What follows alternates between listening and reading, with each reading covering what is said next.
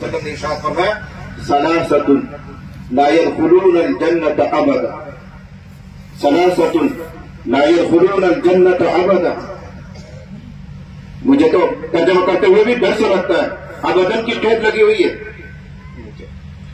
آپ ارشاد فرما رہے ہیں کہ تین قسم کے لوگ ایسے ہیں جو کبھی جنت میں نہیں جائیں گے، اور یہ تین قسم کے لوگ کافر نہیں، مشرک نہیں ہے، سکھ، یہودی، عیسائی نہیں ہے، بلکہ یہ تین قسم کے لوگ مسلمانوں میں سے۔ اور پھر حدیث میں ابداً کی قید ہے، لا يدخلون الجنة ابدا۔ تین قسم کے مسلمان، یوں کہو کہ تین قسم کے مسلمان ایسے ہیں جو کبھی جنت میں نہیں جائیں۔ کون ہے اللہ کے نبی؟ آپ نے حدیث کا سلسلہ آگے شروع فرمایا مدمن الخمر والرجلة من النساء والدیوث۔ صحابہ نے یہ حدیث سنی تو کہنے لگے اے اللہ کے نبی مدمن الخمر قد عرفنا، اللہ کے نبی مدمن الخمر اس کو تو ہم پہچانتے ہیں، جانتے ہیں، لیکن یہ الرجلة من النساء یہ کیا چیز ہے؟ فمت دیوس، اور دیوس ہونا یہ کیا چیز ہے؟ صحابہ بھی نہیں سمجھے اس کو، ان کو پوچھنا پڑ رہا ہے، لیکن ہم اور آپ تو تینوں کو نہیں سمجھ رہے ابھی۔ تو نبی نے پہلی چیز ارشاد فرمائی کہ جو کبھی جنت میں نہیں جائیں گے اگر انہوں نے توبہ نہیں کی، انہوں نے استغفار نہیں کیا، اپنا آپ کو ان گناہوں سے نہیں نکالا، تو وہ کبھی جنت میں نہیں جائیں گے ان گناہ کے ہوتے ہوئے۔ نمبر ایک مدمن الخمر، شراب کا عادی، جو شراب عادتاً پیتا ہو، جس کا مزاج بن گیا ہو، شراب پیے بغیر اس کو سکون نہیں ملتا، اگر خدا نہ خواستہ اسی عادت کے ساتھ، اسی گناہ کے ساتھ دنیا سے چلا گیا تو نبی کریم صلی اللہ علیہ وسلم ارشاد فرما رہے وہ جنت میں نہیں جائے، اس کو جنت کے ہوا نہیں ملے۔ کرتے ہوں گے علماء تعبیر کرتے ہوں گے، لیکن حدیث میں کوئی تعبیر نہیں، ابداً کا لفظ ہے۔ بڑے افسوس کے ساتھ یہ بات کہی جا رہی ہے کہ ہمارے ماحول میں، ہمارے علاقے میں بھی اب شراب کا رواج عام ہوتا جا رہا ہے۔ کچھ کہنے سننے کی ضرورت ہے، آپ کو خوب معلوم ہے، آپ کے گھروں میں بھی ایسے بچے موجود ہیں، آپ کے گھروں میں بھی ایسی بچیاں موجود ہیں، الیاذ باللہ، خدا کی پناہ۔ عورتیں، لڑکیاں شراب پی رہی ہیں، اور بیوہ جیسے علاقے میں جہاں سے اللہ نے ایسا بہترین کام اٹھایا، ساری دنیا میں اصلاح ہو گئی، دعوت و تبلیغ کا کام، آج اسی ماحول میں، اسی علاقے میں شراب پینے والی لڑکیاں اور شراب پینے والے لڑکے ایک بڑی تعداد ہے۔ اس کے ذمہ دار وہ نہیں، ہم ہیں، گھر کے ذمہ دار ہم ہیں، راعی ہم ہیں۔ کیسے یہ گناہ ہمارے گھر میں پھیل گیا، اس کی جواب دہی ہمیں کرنی پڑے گی۔ خدا کے یہ جواب دیں ہم لوگ ہوں گے۔ ان کو یہ جرأت ہوئی کیسے؟ اصل ہوتا کیا ہے کہ ہم اپنی ذاتی دینداری پر مگن ہو جاتے ہیں۔ صاحب میں تو تہجد گزار آدمی ہوں، میں تو اشراق بھی پڑھتا ہوں، اوابین بھی پڑھتا ہوں، اور میں تو پابندی سے چلے لگاتا ہوں، 4 مہینے لگا، یہاں ہم مگن ہو جاتے ہیں، اور یہ نہیں سمجھتے کہ ان تمام چیزوں سے زیادہ اہم کام یہ ہے کہ اپنے بچوں کی نگرانی کی جائے، ان کی دیکھ بھال کی جائے، ان کو لائن پر رکھا جائے، ان سے بالکل بے پرواہ ہے، وہ کہیں بھی رہیں۔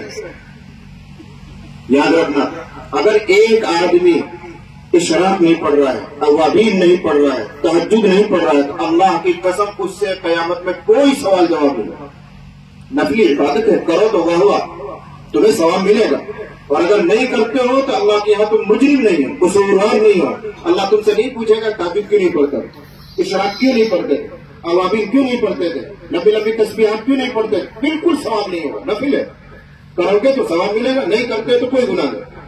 لیکن اگر تم نے ان تسبیحات میں لگ کر، ان اشراق اور اوابین میں لگ کر، ان تہجد میں لگ کر اپنے بچوں پر دھیان نہیں دیا تو خدا کی قسم مجرم بنو گے، بارگاہ میں پکڑے جاؤ۔ ایک آدمی مغرب کے بعد، عشاء کے بعد دیر تک نوافل اس لیے نہیں پڑھتا کہ سیدھا اس کو گھر جانا ہے، اور گھر جا کر بچوں کی حاضری لینی، فلاں کہاں ہے، فلاں والا بیٹا کہاں ہے، لڑکی آ گئی کہ نہیں، گھر میں سب ہے کہ نہیں، ذرا دروازہ بند کرو، سو جاؤ۔ اس عمل کی وجہ سے وہ زیادہ دیر تک نفل نہیں پڑھتا، سیدھا گھر آ جاتا۔ اللہ کی قسم ان نفلوں سے، ان 1000 نفلوں سے بہتر ہے یہ پابند، ثواب میں بھی، اجر میں بھی، اسلام میں بھی۔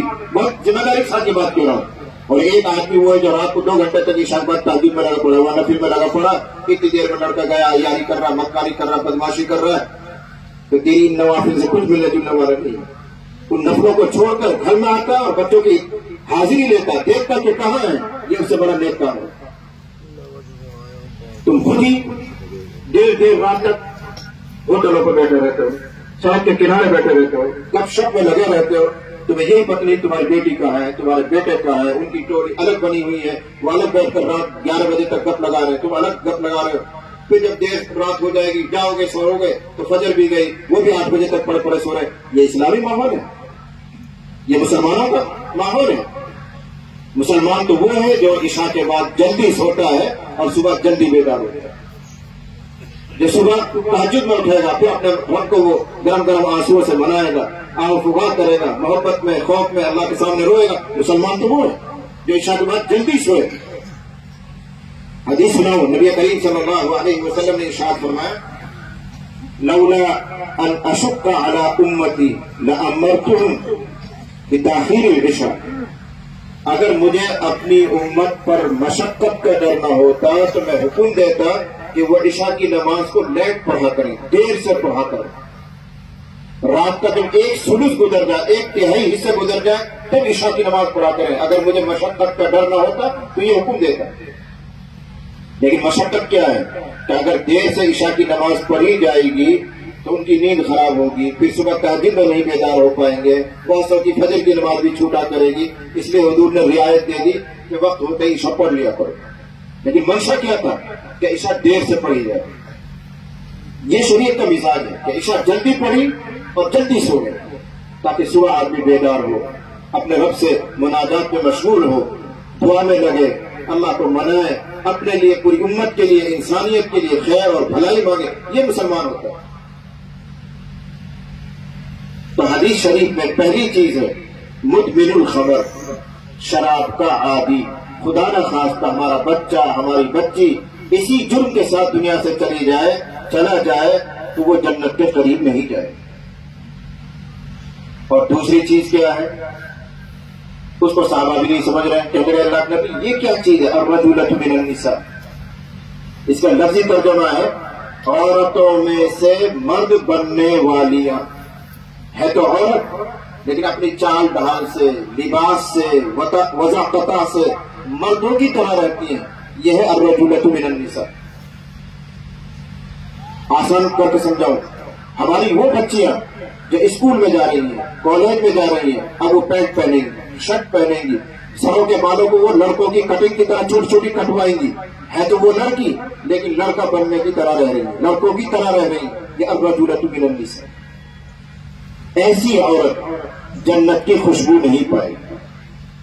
یہ میں نہیں کہہ رہا ہوں، میں کوئی جنت کا ٹھیکیدار نہیں ہوں، لیکن جو ٹھیکیدار ہے وہ سنا ہے کہ جو عورت مردوں کی مشابہت اختیار کرتی ہے، مردوں کی طرح بن ٹھن کر رہتی ہے، وہ جنت کی خوشبو نہیں پائے۔ اس کی میں نے چند مثالیں دی، لباس میں مردوں کی طرح، چپل جوتے مردوں کی طرح، بالوں کی کٹنگ مردوں کی طرح۔ اور اگر آگے ایک قدم اور بڑھاؤں تو آپ کو برا لگے گا، بہت سے کو برا لگے گا۔ عورتوں کو الیکشن لڑانا، ان کو سرپنچی پر اتارنا، MLA بنانا، ان کو عہدوں تک پہنچانا، سرکاری جاب کروانا، اللہ کی قسم سب ناجائز ہے۔ یہ سب مرد بننے کی صورتیں ہیں۔ یہ خود بھی جہنم میں گئے اور وہ خود بھی عورتیں بھی جہنم میں جائیں۔ یہ حکومت تمہارے اوپر اتنی مہربان کیوں ہو گئی ہے جو عورتوں کی سیٹ نکالتی ہے؟ یہ مہربان نہیں ہے، اس کو معلوم ہے کہ بے دینی یہاں سے پھیلے گی۔ ان کی عورتوں کو بے پردہ کر دو، الیکشن کے نام سے ان کو ننگا کر دو، بڑے بڑے اشتہار پوسٹ کر رہا ہے عورتوں کے فوٹو کو، ماحول خود بگڑے گا، بے پردگی آ جائے گی۔ ذرا ذرا سے لالچ کے لیے لوگ الیکشن میں اپنی بیٹیوں کو، بیٹیوں کو، بہنوں کو اتار دیں اور ہو گئے وہ تماشا۔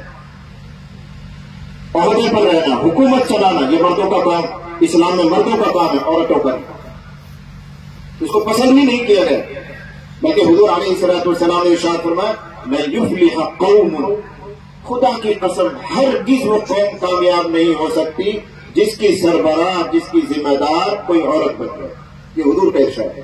وہ قوم فلاح پا ہی نہیں سکتی، کامیاب ہو ہی نہیں سکتی جس کی ذمہ دار کوئی عورت بنے، اور تم ذمہ دار بنا رہے۔ یہ سب کیا ہے؟ الرجولۃ من النساء، وہ عورت جو عورت تو ہے لیکن مرد بننا چاہتی ہے، لباس میں، وضاقتہ میں، بالوں کی کٹنگ میں، الیکشن لڑ کر، اور بھی بہت سے کام۔ کیا تک سنایا جائے؟ اور تیسری چیز حضور نے ارشاد فرمائی جس کے بارے میں صحابہ نے پوچھا وہ کیا چیز ہے؟ الدیوس، وہ کیا چیز ہے اللہ کے نبی؟ آپ فرما رہے کہ 3 طرح کے لوگ جنت میں نہیں جائیں گے۔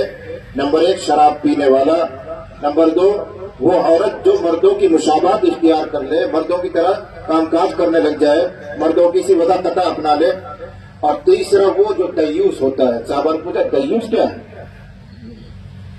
بہت دھیان سے سننا، نبی نے ارشاد فرمایا دیوس وہ مرد ہے، یعنی وہ باپ، وہ شوہر، وہ بھائی جو اپنے گھر کی عورتوں میں بے حیائی کو دیکھے اور برداشت کرے، خوش نہ کہ وہ دیوس ہے، وہ جنت میں نہیں جائے۔ چاہے وہ حاجی صاحب ہے، چاہے وہ میاں جی صاحب ہے، وہ حضرت جی صاحب ہے، لیکن اپنے گھر کی عورتوں میں بے حیائی کو دیکھتا ہے تو دیوس ہے اور جنت میں نہیں جائے۔ مثالیں دوں، اگر ہماری بیویوں نے، بیٹیوں نے، بچیوں نے تنگ لباس پہنا ہوا ہے کہ جس کی وجہ سے ان کے بدن کے اعضاء نمایاں نظر آتے ہیں، تو شریعت کی نگاہ میں وہ ننگی ہے۔ ایسا ٹائٹ لباس پہنا، دیکھو ایک حدیث ہے سنی ہوگی، نبی کریم صلی اللہ علیہ وسلم نے ارشاد فرمایا رب کاسیات عاریات، کہ ایک دور آئے گا کہ بہت سی عورتیں لباس پہنے ہوئی ہوں گی، لیکن اس کے باوجود، لباس پہننے کے باوجود اللہ کی نگاہ میں، رسول کی نگاہ میں، شریعت کی نگاہ میں وہ ننگی ہوں گی۔ وہ کون ہے؟ نمبر 1 وہ عورتیں جو لباس بہت ٹائٹ پہنتی ہیں، چست پہنتی ہیں، وہ کسا رہتا ہے تو ان کا سینہ، ان کا ران اور پاؤں اور ان کے حصے نمایاں نظر آتے ہیں، تو یہ عورتیں شریعت کی نگاہ میں ننگی ہیں۔ نمبر 2 لباس پہنیں گی لیکن اوچھا پہنیں گی، یہاں تک کہ آستینیں، مثال طور پر گلا یہاں تک بنا ہوا ہے، یہاں سے یہ چاند اونچا ہو گیا ہے، یہ کوچ نظر آتی ہے، یہاں سے سینہ نظر آتا ہے، یہاں سے بازو نظر آتی ہے، یہ لباس پہنی ہوئی ہے لیکن خدا کی نگاہ میں یہ ننگی ہے۔ نمبر 3 لباس پورا پہن رکھا ہے، ڈھیلا ڈھالا پہن رکھا ہے، لیکن بہت باریک ہے، ادھر سے دھوپ ادھر سے پار ہو جاتی ہے اور اس میں بدن جھلکتا ہے، نظر آتا ہے، تو لباس پہننے کے باوجود یہ ننگی ہے۔ اب جو باپ اپنی بیٹی پر، جو شوہر اپنی بیوی پر، جو بھائی اپنی بہن پر اس لباس کو برداشت کر رہا ہے وہ دیوس ہے، وہ جنت میں نہیں گئے۔ ہم تو اس سے آگے کی غلطی کر رہے ہیں، ہم تو اس سے آگے کی غلطی کر رہے ہیں۔ اپنی بیٹیوں کو، اپنی بیویوں کو، اپنی بہنوں کو، اپنی تربیت میں رکھنے والی لڑکیوں کو ہم نے بڑے بڑے موبائل دے دیے لا کر، وہ اس میں غیروں کے فوٹو دیکھیں، تصویریں دیکھیں، ویڈیو دیکھیں۔ یہ کہاں کا دین ہے؟ یہ کہاں کی آپ کی دعوت و تبلیغ ہے؟ یہ کہاں کی آپ کی نماز ہے؟ پہلے گھر میں ایک ٹی وی لگتا تھا تو پورے محلے میں شور مچتا تھا، فلانا بھی ٹی وی رکھو۔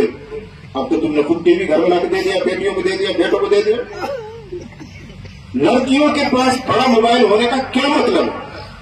سیرت بے حیائی کی، بے شرمی کی، وہ غیروں کی تصویریں دیکھیں، اس میں غیروں سے رابطہ کریں۔ وہ آپ کو غیرت آتی کیوں نہیں؟ آپ کو جوش کیوں نہیں آتا طبیعت میں؟ اس کا مطلب یہ کہ آپ کا ایمان بہت کمزور ہو چکا ہے۔ آپ کو شرم ہی محسوس نہیں ہوتی کہ آپ کی بیٹی کسی غیر سے بات کرے، آپ کی بیٹی کسی غیر مرد سے فوٹو دیکھے، ویڈیو کال کرے، اس میں وہ ننگی تصویر دیکھے، فلم دیکھے۔ آپ کا ایمان کیسے برداشت کرتا ہے؟ آپ زندہ مٹی کیوں نہیں لے جاتے؟ یہ کیسا ایمان ہے؟ یہ کیسی دینداری ہے؟ صرف نماز کے نام دینداری تھوڑی ہے۔ تو ایسا مرد جو ان تمام بے حیائیوں کو اپنی گھر کی عورتوں میں برداشت کرتا ہے، قرآن اور حدیث اس کو دیوس کہتے ہیں۔ ہماری عورتیں، ہماری بیٹیاں بازار جائیں گی، بنیے سے خود سودا سلف لے کر آئیں گی، خود باتیں کریں گی ان سے، یہ سب دیوس بنا۔ گھر کی عورت گھر میں ہی رہے۔ آپ ذرا دین پر غور کرو، عورتوں کے لیے مسجد میں آ کر نماز باجماعت پڑھنے کو علماء منع کرتے ہیں کہ عورتیں مسجد میں نہ آئیں، عورتیں مسجد میں نہ آئیں۔ کیوں؟ زمانہ خراب ہے، دور اچھا نہیں ہے، کوئی فتنہ ہو سکتا ہے۔ میں یوں کہا کرتا ہوں کہ سارا فتنہ مسجد میں ہی ہوتا ہے، وہ فتنہ بازار میں نہیں ہے کیا؟ وہ فتنہ بڑھیا کی دکان میں نہیں ہے کیا؟ بلکہ اس سے زیادہ ہے۔ تو وہاں تو جانے کی اجازت دے رہے ہیں، خود گوارا کر رہے ہیں، برداشت کر رہے ہیں، اور مسجد میں آنے پر فتویٰ لگا رہے ہو۔ تعلیم کے حلقے میں جانے پر نہیں بغیر محرم کے تعلیم کے حلقے میں نہیں جائے گی، بہت اچھی بات، لیکن بغیر محرم کے جنگل میں بھی نہیں جانی چاہیے، بغیر محرم کے بازار میں بھی نہیں جانی چاہیے، بغیر محرم کے وہ دکان پہ بھی نہیں جانی چاہیے۔ وہاں محرم کیوں یاد نہیں آتا؟ یہی بے دینی ہے، یہی بے شعور پر ہے تمہارا۔ مسجد میں بھیجو تو محرم چاہیے، تعلیم کے حلقے میں بھیجو تو محرم چاہیے، اور بازار میں جانے کے لیے کوئی محرم نہیں، دکان پہ جانے کے لیے کوئی محرم نہیں۔ اب اپنی عورتوں کو جو محرم کے بغیر بازار بھیجتا ہے، ڈاکٹر کے یہاں بھیجتا ہے، کپڑے خریدنے کے لیے بھیجتا ہے، اللہ کی قسم یہ دیوس ہے، حاجی صاحب ہونے کے باوجود جنت کو برے ہوتے ہیں۔ کتنی سخت وعید ہے، میں اپنی طرف سے نہیں کہہ رہا ہوں، حضرت نبی کریم صلی اللہ علیہ وسلم کی بات آپ تک پہنچا۔ ان سب باتوں پر قابو پانا یہی اصلاح معاشرہ ہے۔